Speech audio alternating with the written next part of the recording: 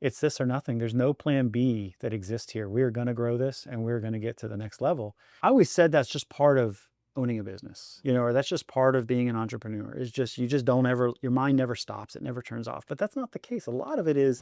All right, Wrap Shop Talk. So today I got Austin Smith, a well-known name in the rap game, the owner of Pain is Dead, a heavy component in 201 Wraps identity design back in the day, back in the old days, creator of Pro Series that we got on the screen back here.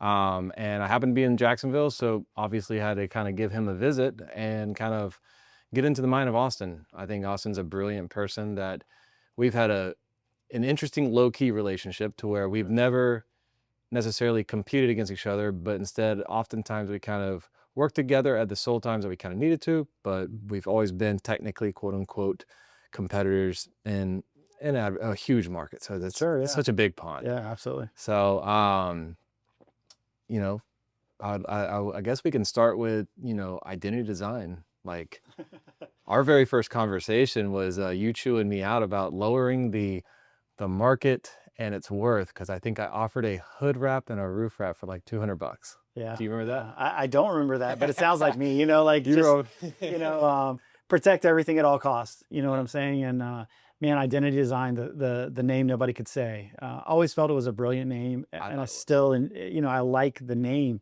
It's just when you have to pick up a phone and say it, 50 times a day, and then hire other people to say what you give emphasis to, completely different world. And so, a great start for us, and I really loved it, but it grew quickly out of identity design. You've really got to be an OG in our market to know the identity design name. Yeah, I mean, I thought it was brilliant because it's like you're putting your own custom imprint on your vehicle, if you will. Yeah. And you had the thumbprint logo. Yeah. Like I loved everything about it, but maybe it was just the creative side in me. Yeah.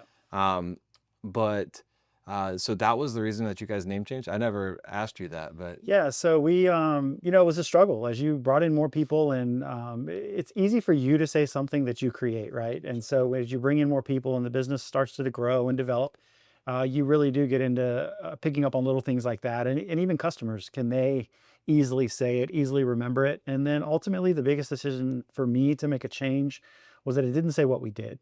It didn't say bluntly what we did. And so if you can think back to like 2009, 2010 timeframe, Google was offering free vanity numbers. And so really all you had to do was put in your area code and a 4-letter word that you wanted associated with a phone number. And I put in 904, which is our local area code here, and the word wrap. And it gave me 201 as a prefix. And so that was our number at that point. And so we promoted 201 wrap as a phone number, and in correlation with identity design. And so what started to happen was people just started calling us 201 wrap. And then we were able to get the Instagram and the domain and all those things kind of secured in 201 wrap, and then went through probably a 2-year process of slowly dynamically changing things from identity design to 201 wrap, and thus became what it is that that was actually one of my questions, was why 201? Because I was like, there's not an area code that's 201. Yeah. I didn't think about the there actually is one in Massachusetts. I'm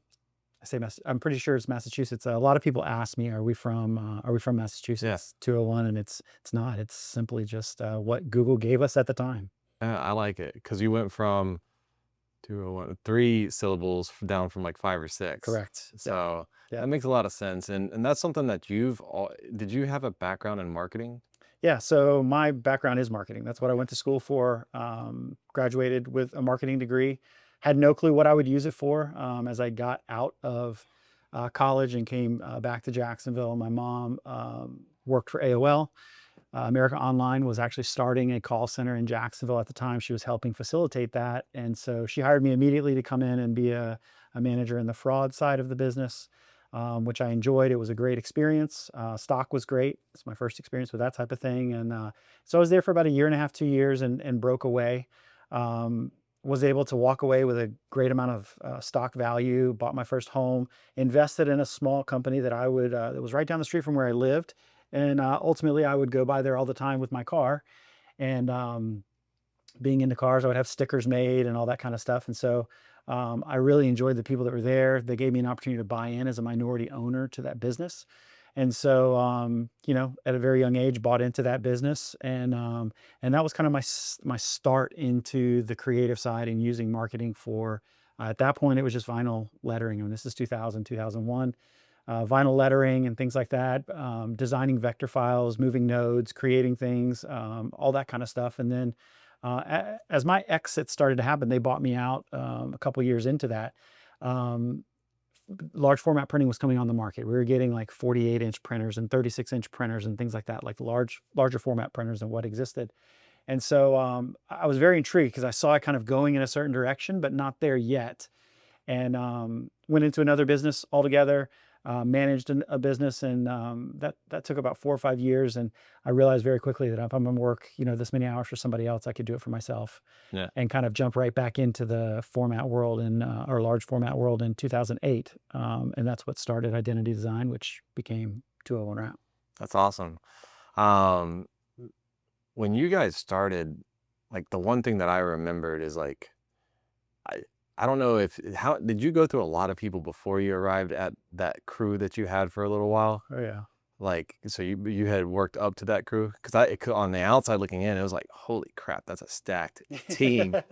Like, that was a unit of people that you had. Like, I mean, some of the better installers, like probably the best installers in the area for sure.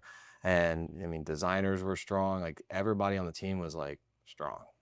Yeah, I'm glad it looked that way from the outside, because from the inside, it didn't always feel that way. But, I was very fortunate to start off with Josh Prater, who has been in the industry for a long time. He was actually becoming Feller certified and going through certifications and learning wrap industry and things like that prior to me jumping back into it in '08. I think he was about a year, 2 years ahead of me in that regard. Josh and I had known each other from a young age, being in car clubs together and just kind of having the same car passion.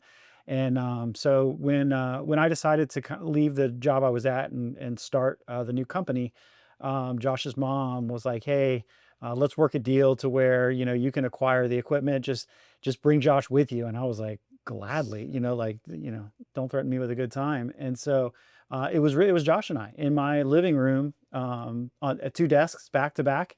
I was handling everything from sales and customers and numbers and all that kind of stuff. And Josh was doing design and installation out of the gate.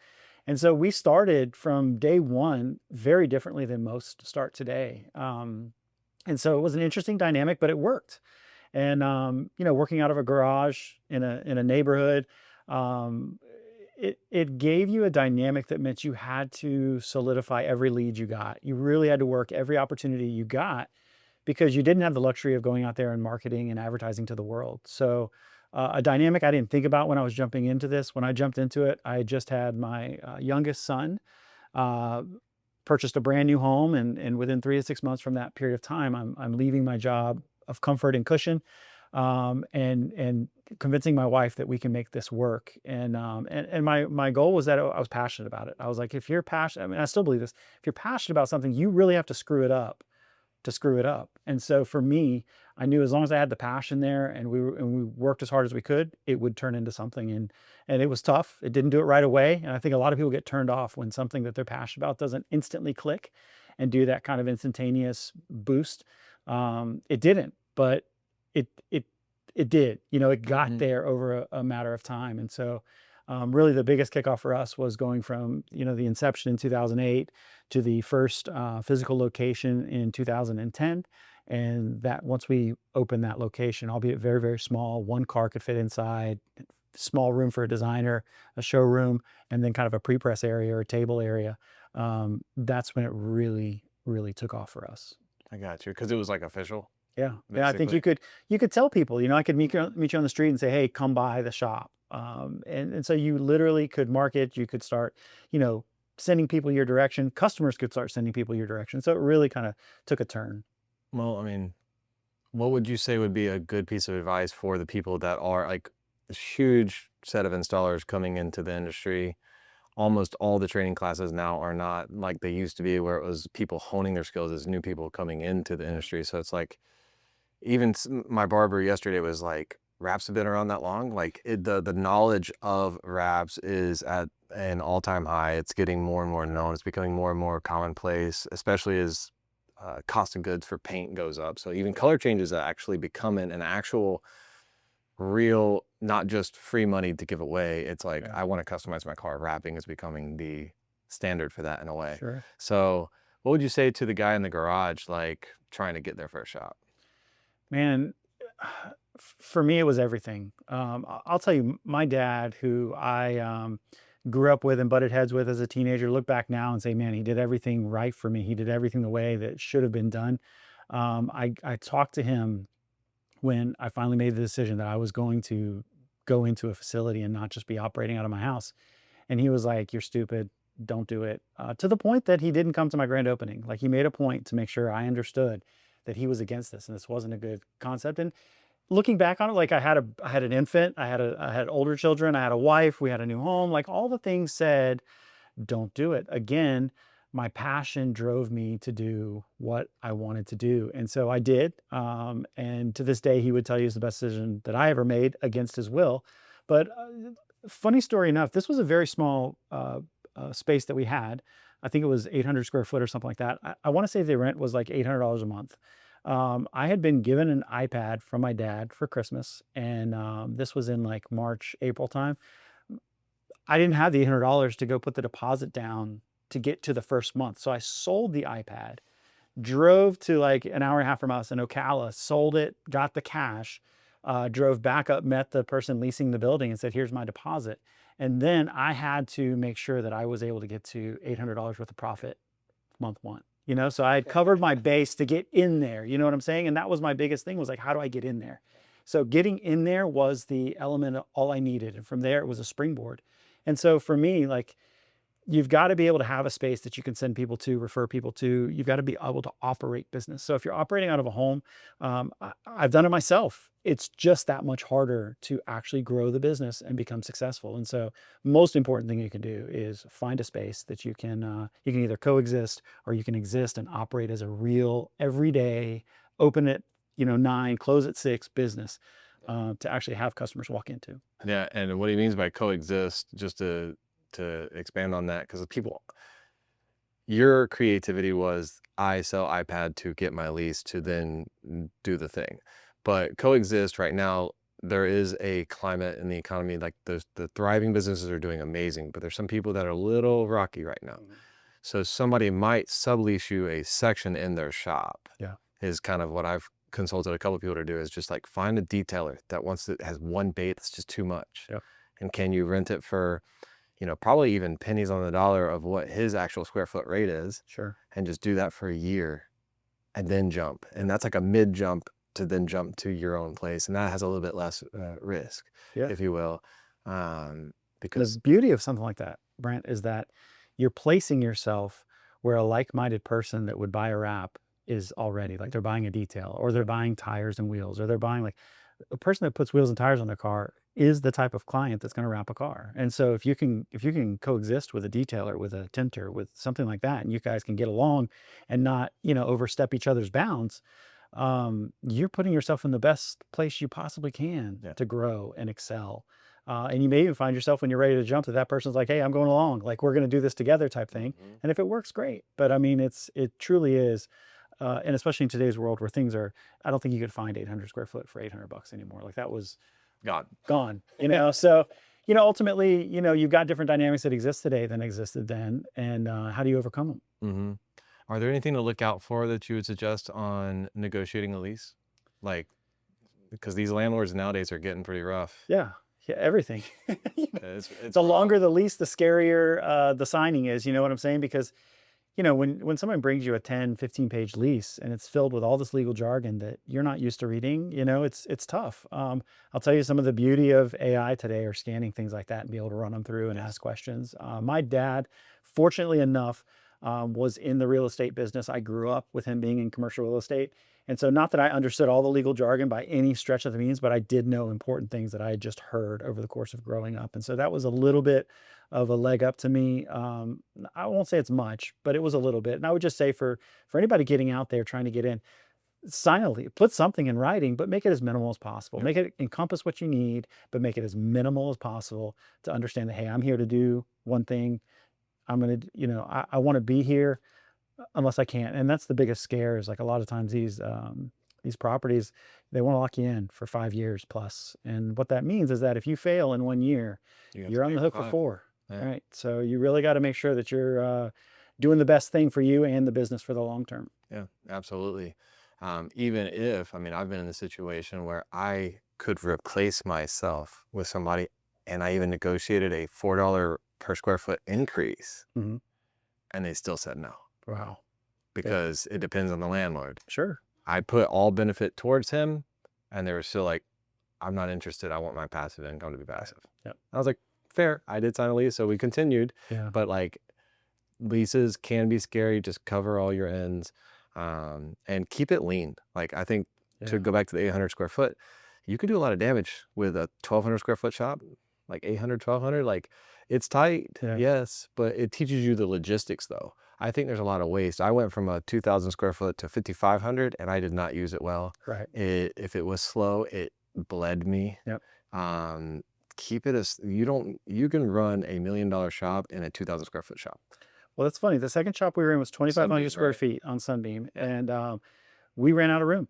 We could not get stuff in quick enough that was suitable for the clientele. So what we did was we just split the shifts. So we were installing from 9 to 6, and then we were installing another shift from 7 to some point the next morning. It was the equal time frame. But we had installers that wanted to work overnight. It freed up their days. They like that atmosphere. So there's unique ways that you can make a small shop that is not working for you work for you. It's just how creative are you willing to be? And it's an open conversation with employees to say, hey, would this work for you?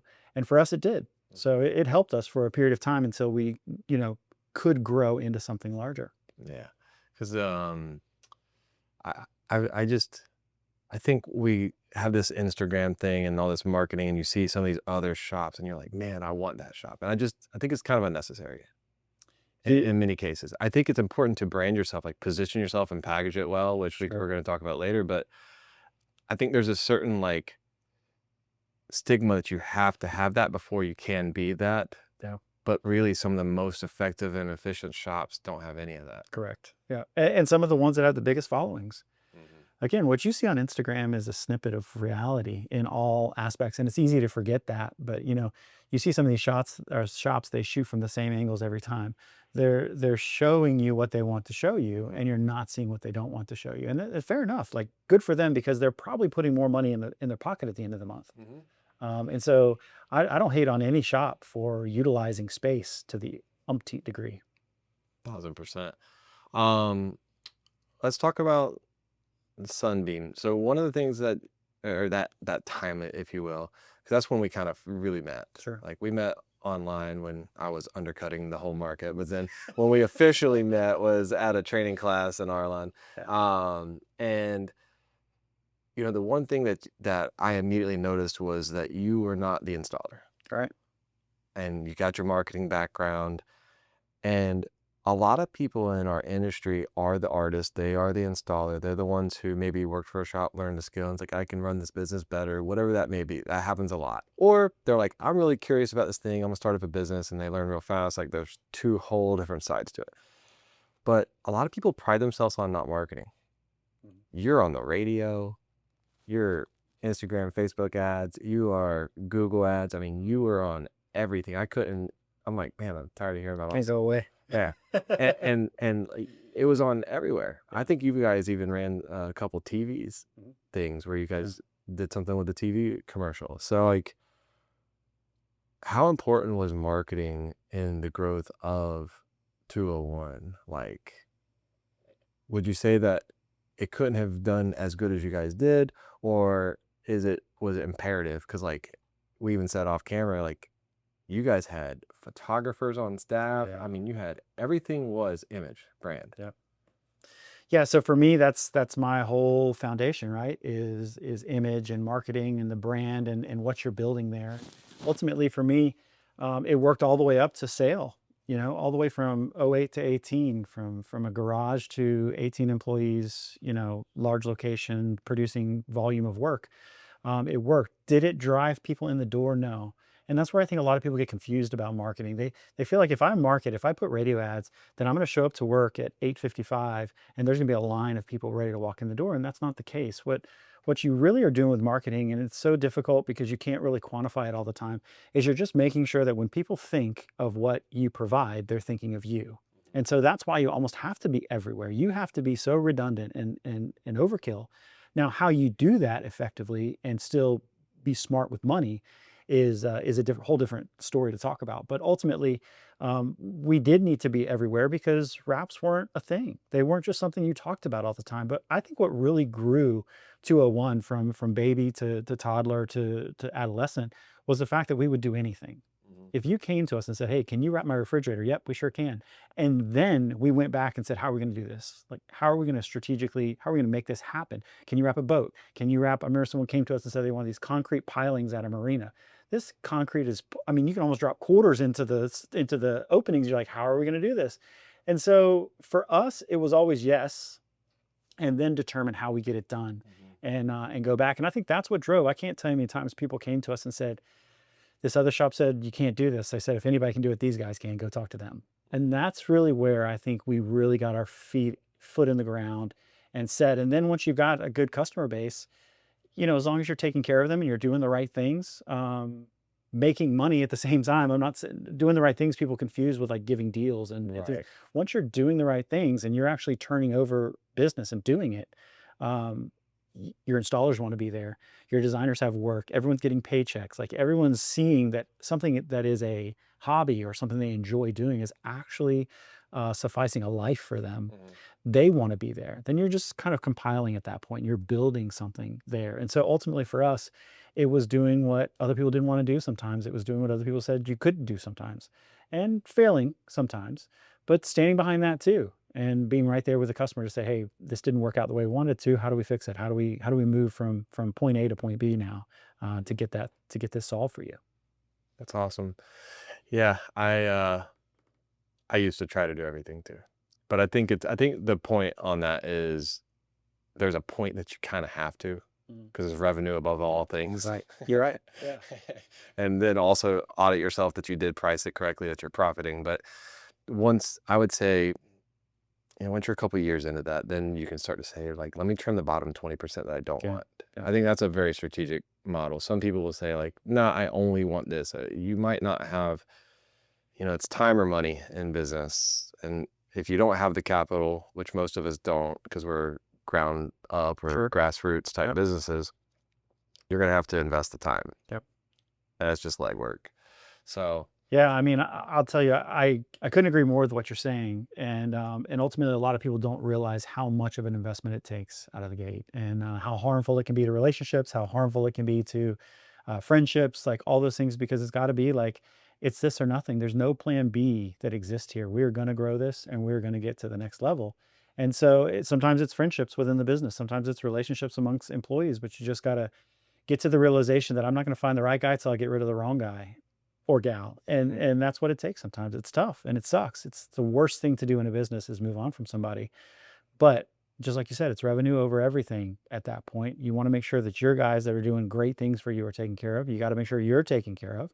And you got to be able to make sure the business is taken care of as well so that you can continue to serve the market that you're in. the business has to be taken care of almost first It because it does. is the thing taking care of It everything. does. Yeah. And one of the lines I heard from a South African guy that I admire, he said that when he hires somebody, he basically says, my only job in this entity is to protect the business at all costs, Sure.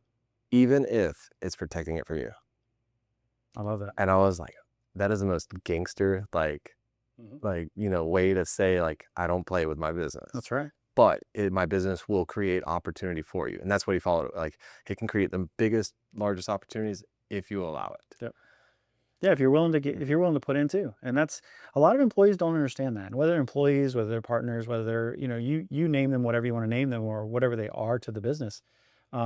They've got to put in the effort too. And if they're not gonna put in the effort, it's gonna show. Mhm. Like in a small business, and as you create these business, I say small business, like less than 50 people, you can easily see one person's detraction to the business. It's easy. When you get to over 50 people, it's harder to determine, hey, one person's really kind of hurting the business. But in these smaller businesses, these younger businesses, one guy can really, really harm the business. And so you've got to be so conscientious of what you're doing on a daily basis, what the repercussions of that action could be, and how you're serving and creating space for the people that are around you every day, as well as the customers that walk into the business. You've had a lot of really good talent in your shop, and what you just said prompted this question is, what were some methodologies for how you had such like you've had a strong, like I said, from the outside. I'm not on the back end of Yeah. things. I'm sure it was chaos. But you've always had a very strong group of installers. And like we've already said, that you weren't the installers. You had to always be conscientious of the fact that I don't want that squeegee in my hand. Yep. You never like that was like I need to shine in my zone of genius. I don't want to touch and install. If I do, I'm actually detrimental to the business. So Yeah. what were some key tips that you would say, like the number one problem I think in our industry, everybody says, nobody wants to work, I can't find good help, etc. Looking in the wrong place. I'll tell you, most of my installers, one manager that's still with the business today, came in as a pre-press guy. I will tell you 2, 3, probably 4 to 5 of our key installers today came in. I want to learn how to wrap, and that's what everybody wants. That, right? They all want to be the wrapper, and so they come in and they say, "Hey, I want a job. I want to be a wrapper. I don't know. Can you teach me?" And the answer is always the same: pre-press is where you start. Weeding, transferring, cutting down panels, prepping jobs for installers, and in a good situation, it's a 1 to 3 year process for that person to move from the table, that I call it, to the actual floor of installation. They've got to learn so many different things, and really they're only learning when it's off time. Like, hey, there's nothing to weed right now, nothing to transfer, nothing to prep. Go sit with an installer and learn. Right. And so you really find guys that want it, like want it more than just telling you, hey, I want to be a wrapper. Like it takes the impatient guys out of the equation. Those people come and they go, and you've brought them in at a very low level, and you've got rid of them at a very low level. The guys that don't show up on time, you're not going to work here. Like, see you later. Go somewhere else. And so for us, Josh was proficient when it was Josh and I. He came in, he had the knowledge of installation. I didn't. I picked up knowledge and I helped, and I could get my way through a commercial wrap. But Josh really was the backbone that allowed us to kind of grow. And that's one thing that I see today in the industry is so many people come from an installer perspective and want to own a business. And what they don't understand is that you may be amazing. I mean, you could be the next coming of Christ as an installer, but those people typically do not excel when it comes to running a business and running numbers and juggling everything that's going on. They're an artistic type of mentality, where you're really looking for like a black and white type of mentality when you're talking about running a business. And so for me, I was creative enough from a marketing background, and I could design and do things like that allowed me to be very creative with the business and steering it from its infancy. Josh was the stronghold in the back, and like Travis, who is a very, very probably one of the fastest, most skilled installers, is still with us today. He came in as just a customer that wanted to wrap his CRZ, little CRX type car. Took an Avery class, came back, said, "Hey, I passed the Avery class. I want to be an installer. I want to be an installer. I want to be an installer." And so he became an installer by just learning from like a client to an installer who earns a living today installing every day. And James was someone who trained under Josh. Yeah.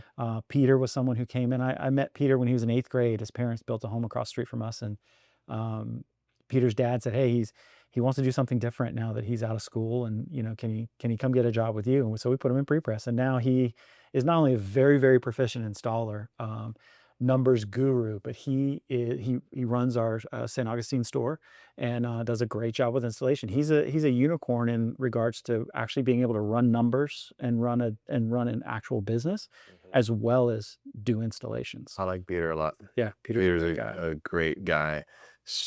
Straight shot. He doesn't hide anything from me. He's a good person. He's helped me anytime I've needed it in regards to just a simple question like, "Hey, you know somebody, like we have an overflow that's abnormal."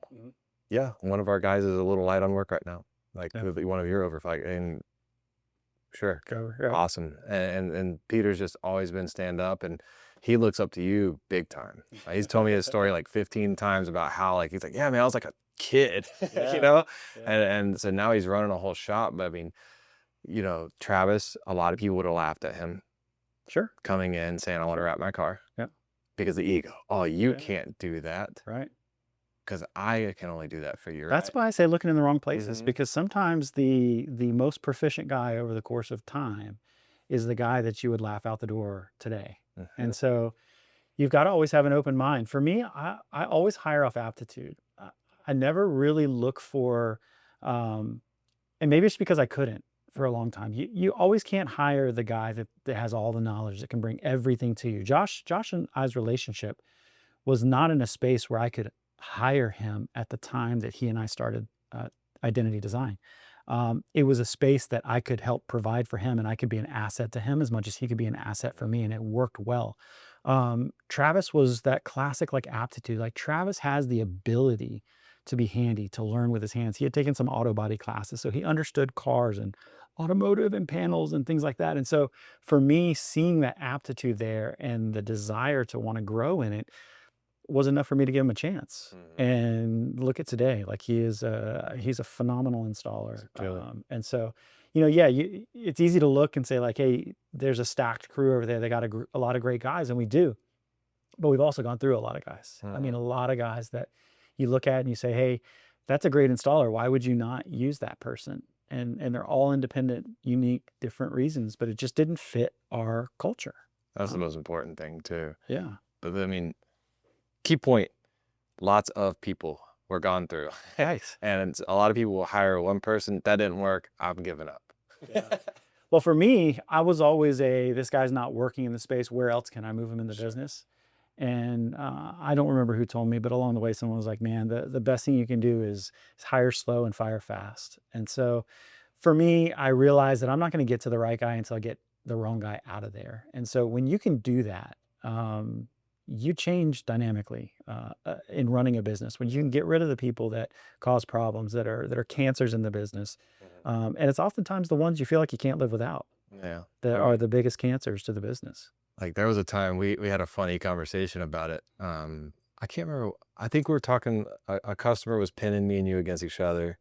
And we decided to say, nah, we won't do that. Like we'll just submit the same bid, may the best man win Sure. type thing, on a large service business. But And I lost that.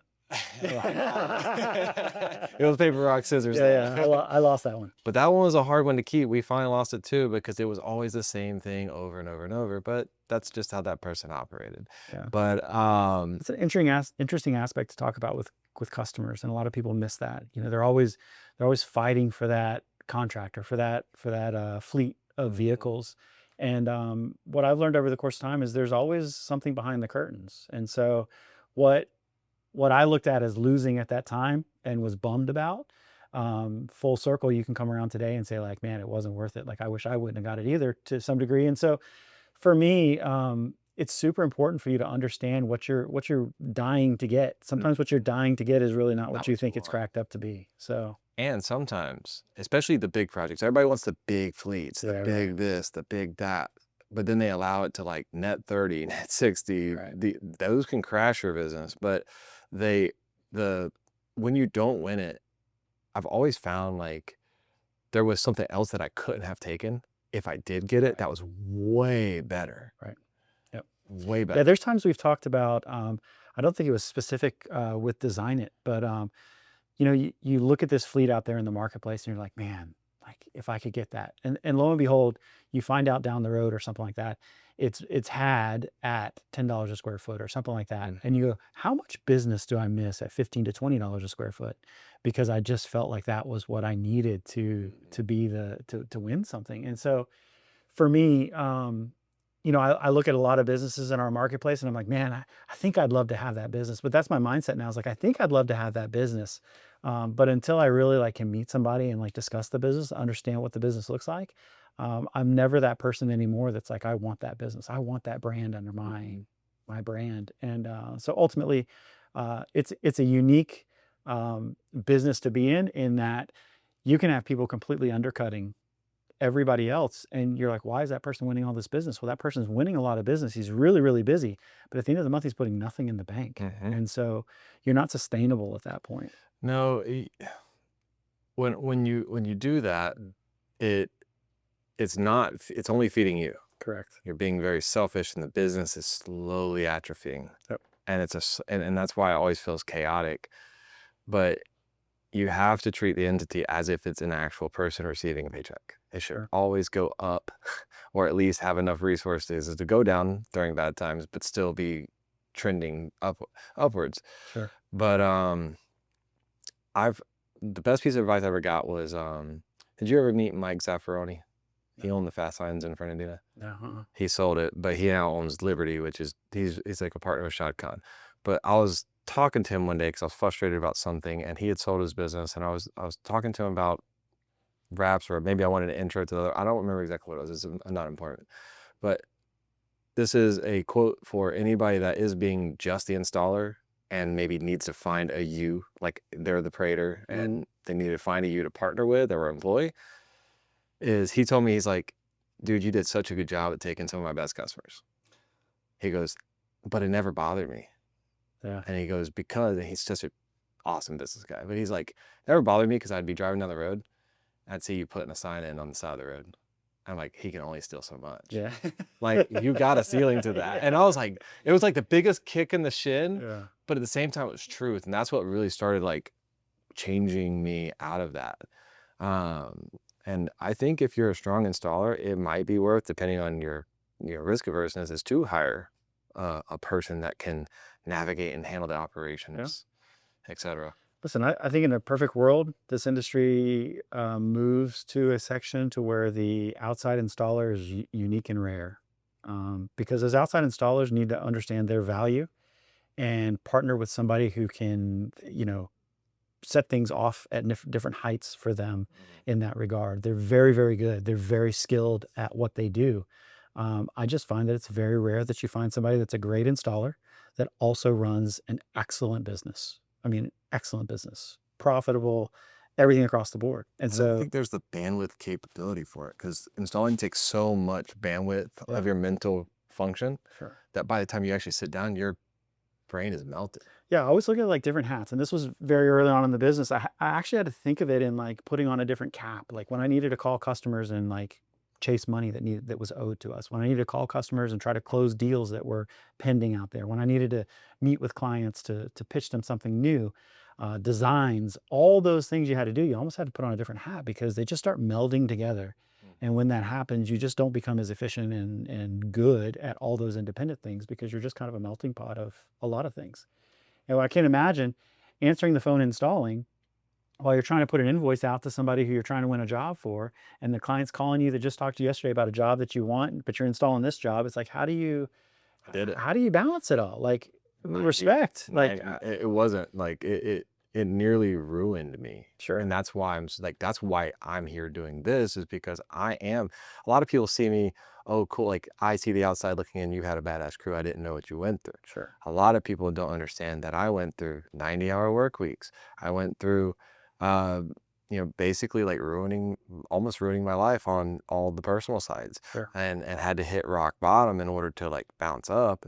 And fortunately, I had good core fundamentals, thankfully to my mentor. I always had a cushion saved up. I was very conservative with my money, but it's not fun, and it's not pretty. And you're starting to see certain people get sick. Some of the OGs, Yeah. they're getting sick, or they're getting older, and they never course corrected. They have no leverage on their business. They only have their two hands. And what happens when that goes away? It's sad. Yeah. I hate seeing it, but one of them posted a picture the other day smiling and crying at the same time. I'm like, Yeah. that sucks, because that person's why I'm here. Yeah. That person coached me on the first wrap I ever did. Yeah. And Yeah, happened to be training at Hexus. I bought Hexus green, Emerald green, to wrap a Porsche before meeting my mentor. I wasn't even a business yet. And he spent an hour with me during his lunch break to coach me up. Guy is gold. Yeah. But I hate seeing that. I don't want to see that for other people. And I decided I wasn't going to be that either. Sure. So it sucks. It does, and it's a tough decision to change what you think is the right path.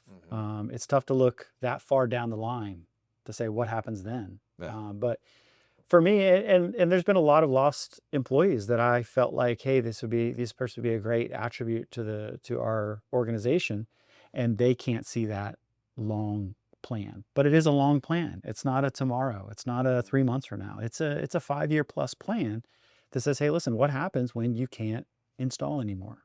Like we have an installer now, and it's not to the point that he can't install. He's been in the business for a long, long time. And we brought him in saying, and he was the sole outside installer for another company in Jacksonville. And so, I mean, he's out day in, day out, rain, blistering sun, cold, whatever, wrapping things outside in a parking lot, whatever. I'm like, are you done? Are you ready to manage a team of guys that your expertise can drive and grow in a certain way, and you can come in and manage those people in an air conditioned facility? You know what I'm saying? Like, and he was like, yes, Yeah. I am. And so that's really where you get to that point where it's like, hey, what's the long term look like? Like you can do this till you can't anymore, and then what happens? Yeah, I got to the point that I was getting upset that customers were walking into my door. Yeah. And I'd have to stop because I had a timeline for this thing. I knew every time somebody walked in the door, that would extend my night that night. Correct. But all I had to do was just leverage some dollars and get somebody who was better at it than me. Sure. And probably would be more pleasant to deal with too, because I mean, I was grouchy. And when it got to the worst, like I had so much, in my little area of Amelia Island, like I didn't have any, like there was just the fast sign. So like I had that area on lockdown. And so like that was just a shoe in. But if I was in like Jacksonville, I would have got crushed. Like the way that the business operates is completely different, being in this market compared to that little small town. You gotta. Sure, but from the outside, again, I looked at it as like, hey, he has that throat hold on that marketplace, and obviously, it's a unique space because although it's not that far away, it takes an hour and For the 10 minutes to drive around, yeah, to get there. But yeah, it's one of those things where if you can't find somebody better to do it, something's wrong. And I say that all the time. Like if you're not, if if you're working up front and you find yourself in the accounting office and that's not what you want to be, you better find somebody to do it better than you can Mhm. and get out. Because if not, you're just setting up misery long term. Definitely. Yeah, can confirm. Where do you think the industry's headed? um, Because you got a that's a lot of, great question. because you've done a really good job at like widening your horizons and you see a lot. And I think if anything, you're really good at seeing what is coming with how you've kind of set yourself up. Yeah, I get to see a lot of different perspectives that the average person doesn't see. But ultimately, I think the industry it needs to continue to evolve. I've always said, like, the moment we stop creating new colors, the moment we stop pushing the limits of the films, the moment we stop looking at opportunities, is the moment the industry goes cold and starts to die. And don't get me wrong, I don't think that's anywhere near. Some of the things that I think are hot today, like colored PPF, I don't necessarily believe wholeheartedly they will be the answers long term. I think ultimately you're going to find that there's got to be some reorganization. There's got to be some sort of, for lack of better words, ASC type of certification that comes into the marketplace. We've got to diversify as an industry, get our needs put into trade schools. And so we're actually being able to bring out of trade schools qualified people to come in and work in businesses. And that goes everything from the front end to the back end of the business. But I think the industry has just got to do some course correction and kind of things that were silly out of the gate. I'll tell you till I'm blue in the face. If you were to restart the industry today, would you sell 3M to someone who hadn't taken a 3M class? And a distributor doesn't like that because they just want to sell film. But the bottom line is 3M, Avery, all these Orful, all the big manufacturers should have come along and said, hey, listen, like we want to ensure longevity here. And longevity means that these people know how to use our film specifically when they get into this industry. And so, I want more people to really have accountability to say like, hey, I don't even want to buy 3M printable until I've taken a 3M class. I don't want to act like I know how to install Hexus or any other film like that until I've actually taken a class to understand how the film works, because that's a root of our demise long term, is customers thinking that this is just crap product. It's just a sticker and it's never going to work because it peeled Yeah, off one time one on that time. first experience. Yeah. So I mean, I think that overall in the industry, long term, we've just got to kind of do some correcting to bring more professionality to the business. And I think that we've got to look to combine the talents of installers and business owners together to better in every market, like across the board. And so things like that, I think, just make for a stronger industry. Will we have cooler printing? Yes. Could we have larger printing? Sure. All those things are great. Do they definably change the industry? No, they don't. There's still guys out there today that print on 36 and 48-inch printers and panel stuff together. So I mean, like, changing the dynamics in that regard, I don't think fundamentally changed the industry, but we've got an exciting industry, and I've never worked in an industry that changes so fast and so dynamically. And so for me, that's what I don't want to see go away. I don't want to see that constant newness, that constant push for evolution and new products and new exciting things in the industry to go away. That I think keeps a lifeblood in us and keeps us going. But we are starting to get to a point where you're seeing some of those original guys needing to give the baton to the younger guys and let them kind of pull through. Hmm. And so that's a tough thing to do. But I feel like every day we're getting closer to where, some people in this industry say, "Hey, I had a great run. I loved what I did. I made a change in this industry, and now it's time to hand that baton off." And whether it's coaching or just being a great mentor to these younger guys that are coming into the industry and gals coming into the industry and making sure they follow a great path forward. So Yeah, I think too the younger generation is going to be interesting because like they are so much smarter. They will not tolerate taking that long of a timeline for something to yeah, happen. That's one they're very impatient with they the are. process of Yeah, the journey, which is detrimental. But the ones that are like kind of in between, they're driven as hell. They yeah, probably work harder and faster and with more leverage with all the tools that are at their uh, convenience. But like it's going to be interesting to see how they do it. And I do think that we have I think there is going to be some standardization. yeah, I kind of feel that. I think a lot of people are tired of like the hustle culture a little yep, bit. yep, Whereas like there's got to be a smarter way to do this instead of just grinding and grinding yeah, and grinding because it's cool for a while and it's necessary. There's a window, but it has to be a season of life, not a lifestyle. sure. And mine was unfortunately a badge of honor or a lifestyle was not a season. So, you can only work so hard until there's no more hard to work. Yeah, yeah, I agree with you. Yeah, and I think ultimately, those people should advance faster than us. Mhm. They have a lot of lean to, and a lot of people out there that will help them along the way miss mistakes we made because there was nobody else either sharing information or nobody else had experienced it. Mhm.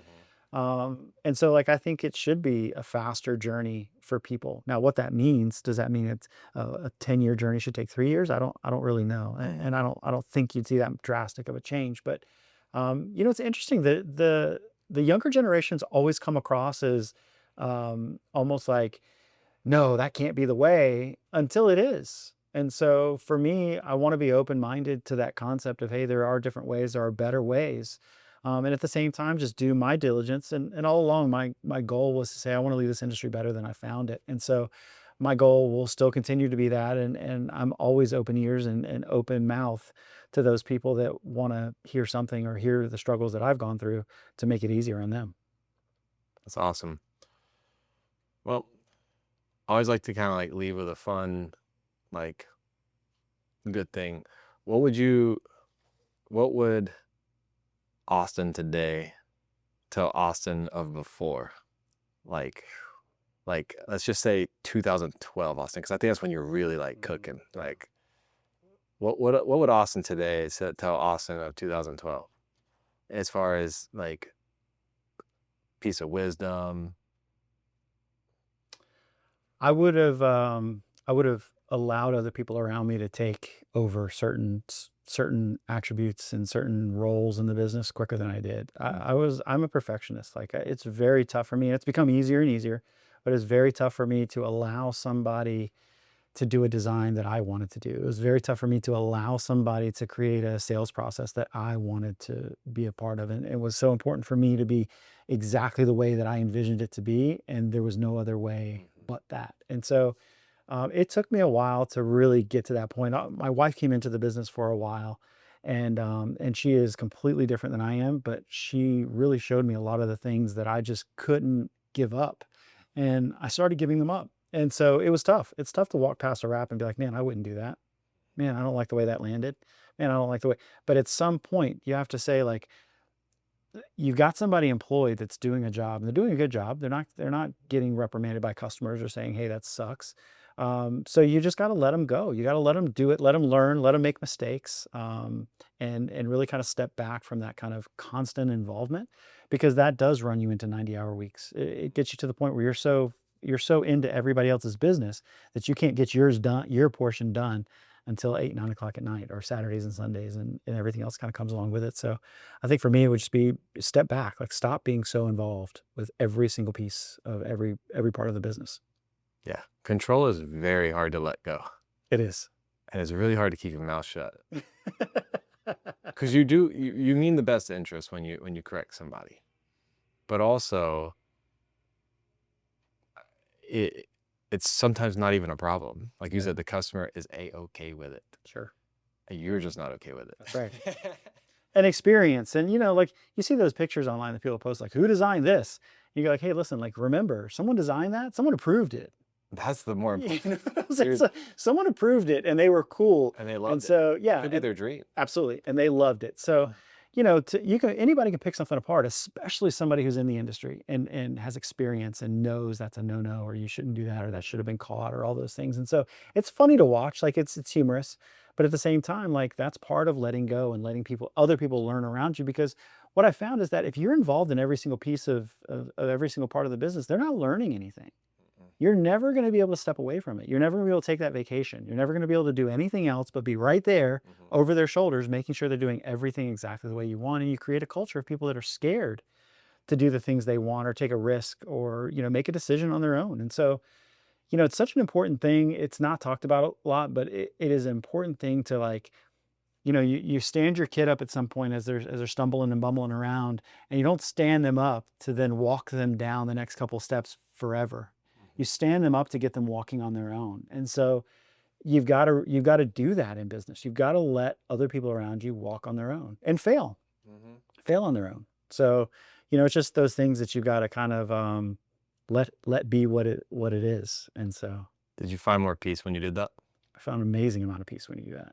Because Like, before that is just warfare in your mind. yeah, it really is. You never stop, right? And I always said that's just part of owning a business, or that's just part of being an entrepreneur. It's just, you just don't ever, your mind never stops. It never turns off. But that's not the case. A lot of it is you don't allow your mind to turn off and your mind to do other things. And so for me, even in the situation where I'm in now, where I can kind of close one chapter of what I'm trying to accomplish in a day at one business, and then move to another space that is, okay, now I can open my mind up to this. And this is a completely different way to market things. This is a completely different way to run a business. This is a completely different way to be successful.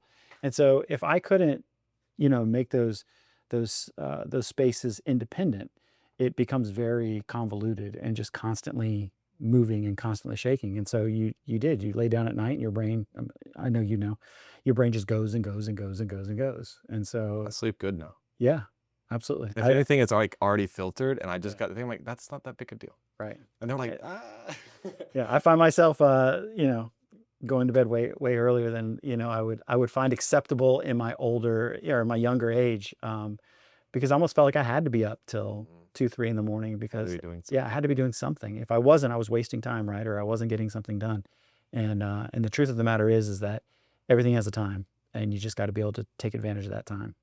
Awesome.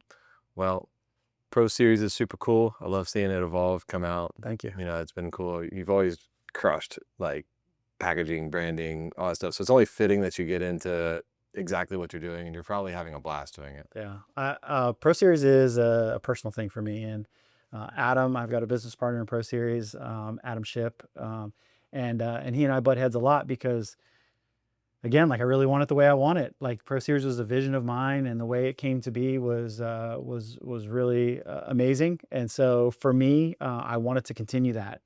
Packaging is important. The coolness is important. Feel like you got something when you get a tool was important to me. And so for me, I push. And what I'm most excited about is we've done some collaborations with some really great minds of recent. And so we've got some really cool tools coming out that are different than anything else that exists in the world.